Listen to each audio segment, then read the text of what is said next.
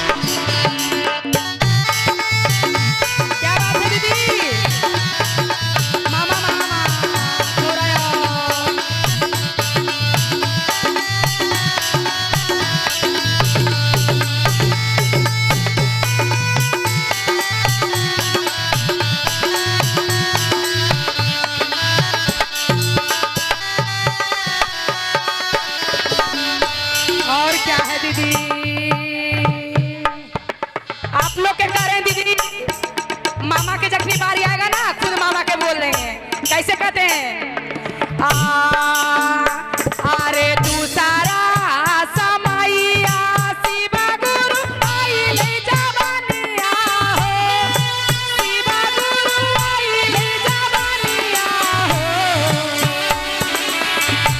और हो शिवा गुरु पासाती में बिताल रे उमारिया ई देहिया सामा सामा में जाई हो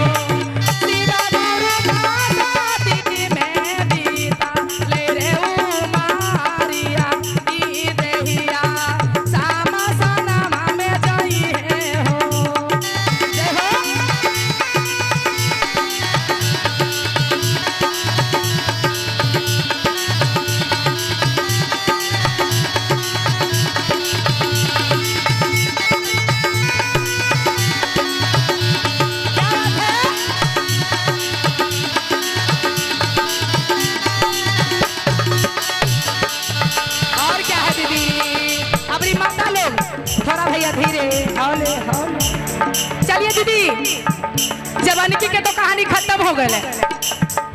माता आप लोग हाथ उठाइए दोनों और क्या कहना है? जय हो तीसारा उमरिया शिवा गुरु आइले बुढ़ारिया हो। बाप रे बाप।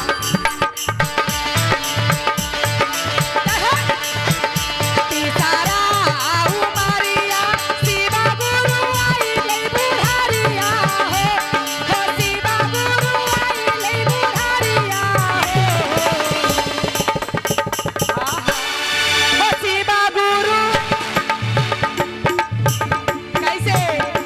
हो शिवा गुरु खातिए परबीता अरे उमारी की देहिया श्यामा सनवा में जइए हो। हो शिवा गुरु खातिए जय हो।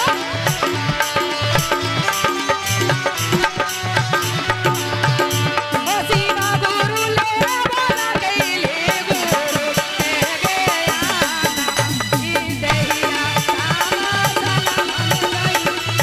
हो शिवा गुरु ले बोला गईले गुरु ले गया ई देहिया श्यामा सनवा में जइए हो।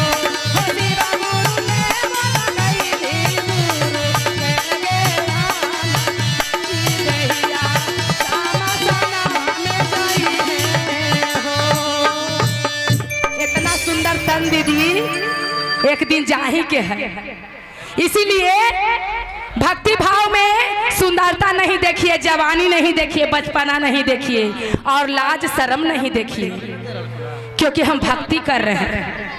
क्या इसीलिए जोर जोर ताली लगे बोले शंकर भगवान की जय।